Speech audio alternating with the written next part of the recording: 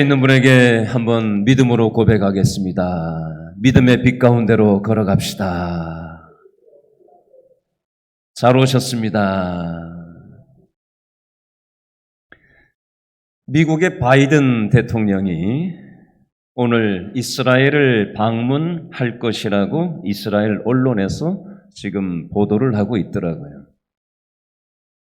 무엇 때문에 미국 바이든 대통령이 지금 이스라엘을 방문하려고 하는 걸까요? 여러 가지 전략적인 이유가 있겠지만 협상을 위해서 가는 것으로 보여집니다. 여러분, 제가 이 얘기를 왜 이 설교 초두에 하느냐? 여러분, 사람은요, 누가 됐든지 만날 때 무언가 목적이 있는 겁니다. 그렇죠? 만나서 무언가 목적을 이루기 위해서 그 만남을 갖는 것입니다. 오늘 우리가 읽었던 이 창세기 48장 말씀에도 보면 오늘 야곱에 대한 내용이 나오는데요.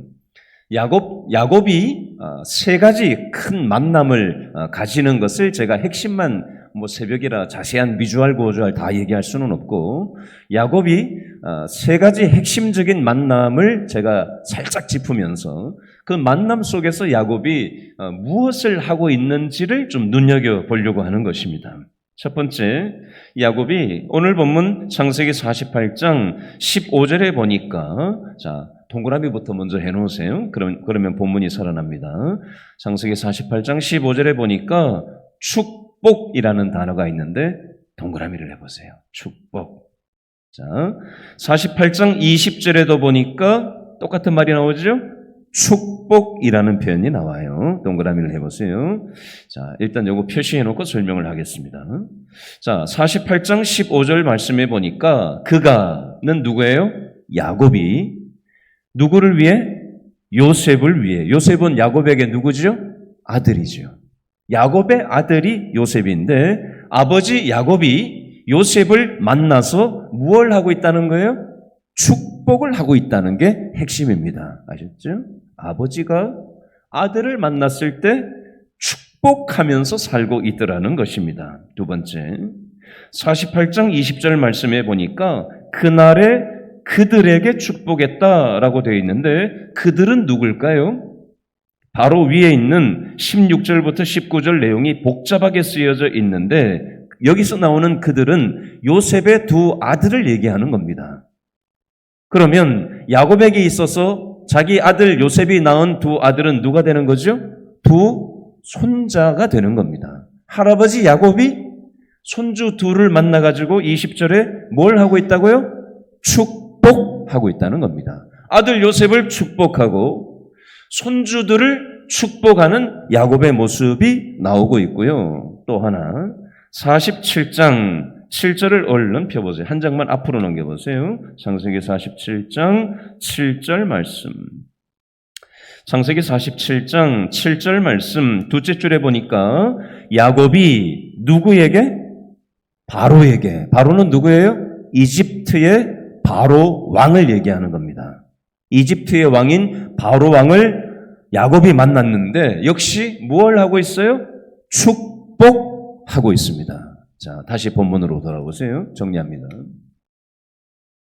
야곱의 인생은요, 아들을 만나도 축복을 했고요, 손주들을 만나도 축복을 했고요, 한 나라의 고대 사회의 이 이집트의 피라미드 문명이 발달했던 이 고대 사회의 패권을 장악하고 있는 요즘의 미국보다 더 센 나라가 그 당시 이집트의 바로왕이었습니다.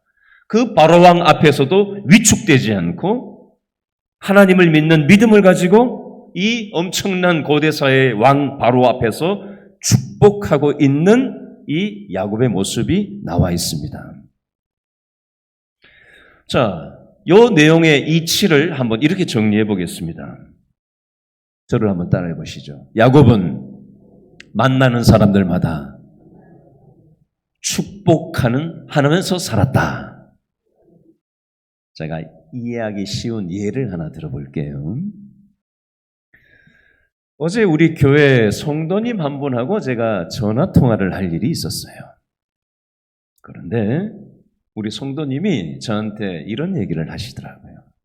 목사님, 저는 전도지를 들고 나가가지고 전도하는 거는 제 기질상 잘 맞지가 않습니다. 그런데 제 나름으로 제 일상생활 속에서 전도하는 삶을 제 나름으로 실천하면서 살고 있습니다. 어떻게 하시는데요? 제가 이렇게 질문을 했더니 이렇게 얘기하시더라고요. 본인이 취미생활하는 어떤 부분이 있는데 그곳에서 만나는 사람들에게 자기는 칭찬을 잘 한대요. 어떤 사람은 만나보면요, 멀쩡한데 어깨를 숙이고 어깨를 이렇게 쭈그러뜨리고 뭔가 이렇게 기운도 없고 쭈그러들어가지고 그렇게 표정이 우거지상을 쓰고는 그렇게 산다는 거예요. 그래서 우리 교회 성도님이 그분을 향해서 이렇게 보고 좋은 면을 칭찬을 해주고 격려를 해주고 좋은 걸 이렇게 자꾸 얘기를 해주니까 얼굴이 빨개지면서 그래요? 그러면서 좋아라 하고 기뻐하고 그렇게 하고 난다는 얘기를 저한테 하더라고요. 그런저런 얘기를 하는 걸 제가 가만히 들으면서 제가 이렇게 얘기를 그분한테, 우리 교회 성도님한테 해드렸어요.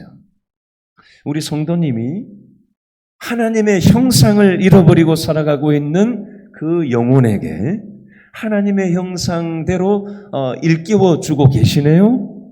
그러면서 제가 어제 성경 말씀을 쭉 성경 통독을 하다가 레위기 말씀 9장 23절을 읽었던 게 딱 전화통하면서 읽었던 말씀이 생각이 나서 제가 그걸 얘기를 해드렸어요. 레위기 9장 23절 말씀에 보면 이런 표현이 있어요. 모세와 아론이 회막에 들어갔다가 나와서 백성에게 축복하매 여호와의 영광이 온 백성에게 나타나매. 제가 이 내용이 읽었는데 지금 성경 보면서 전화통화하진 않았기 때문에 읽었던 것 중에 그때 갑자기 생각이 딱 나서 이 부분을 제가 내용만 엑기스를 딱 설명을 해드리면서 이렇게 얘기했어요. 모세와 아론이 회막에 들어갔다 나왔다라는 것은 하나님을 만났다는 얘기입니다. 하나님을 만나고 예배를 경험하고 기도한 사람은 우리가 만나는 사람들과의 관계에서 뭘 하는 삶을 살아가는 거예요? 축복하는 인생을 살아가는 겁니다. 그러면 그 상대방이 어떻게 되죠? 하나님의 마음을 경험하고 체험하고 하나님께로 돌아오는 통로 역할이 될 수 있는 겁니다. 그러므로 우리 성도님이 전도지를 돌리고 있지는 않지만 취미생활을 하는 공간에서 만나는 하나님의 형상을 잃어버리고 자신감이 없고 무언가에 위축되어 있고 자신감이 없어 하는 그분을 축복하고 격려하고 위로하는 것은 그것이 전도이고 하나님께서 그것을 통해서 아름답게 사용하실 겁니다. 잘하고 계시네요. 제가 이렇게 격려해 드렸어요. 여러분, 저와 여러분들이 예배당에서만 우리는 사는 게 아니죠. 그렇죠? 오늘 또 새벽 예배 마치면 이제 또 출근을 해야 되고 집에 가서 밥을 하셔야 되고 또 아르바이트 현장에 가기도 하고 오늘 이런저런 사람들을 우리는 일상을 살면서 만날 것입니다.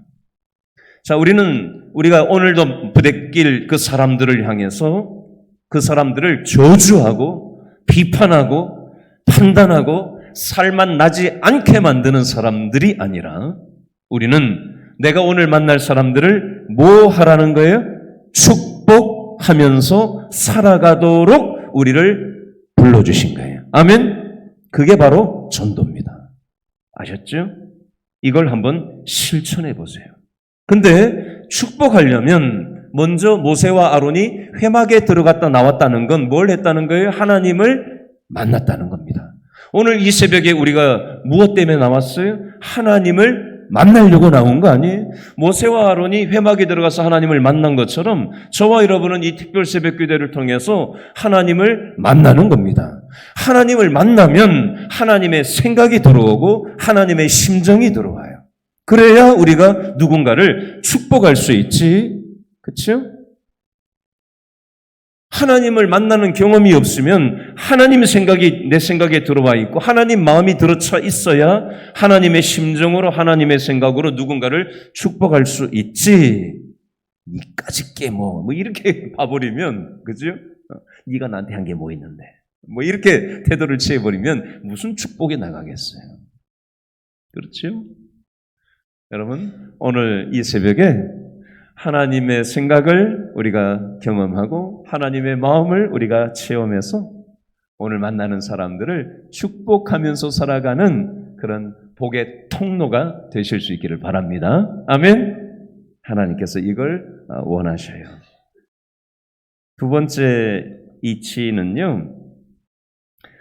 오늘 본문 창세기 48장 15절하고 16절을 한 번 더 읽어보겠습니다. 창세기 48장 15절 16절 다 같이 시작. 그가 요셉을 위하여 축복하여 이르되 뭐라고 축복했어요?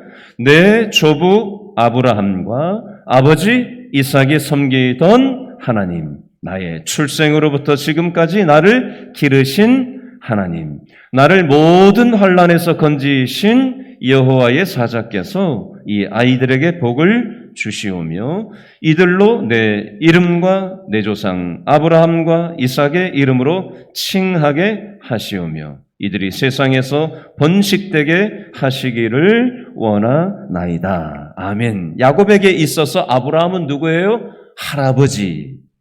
내 할아버지 아브라함.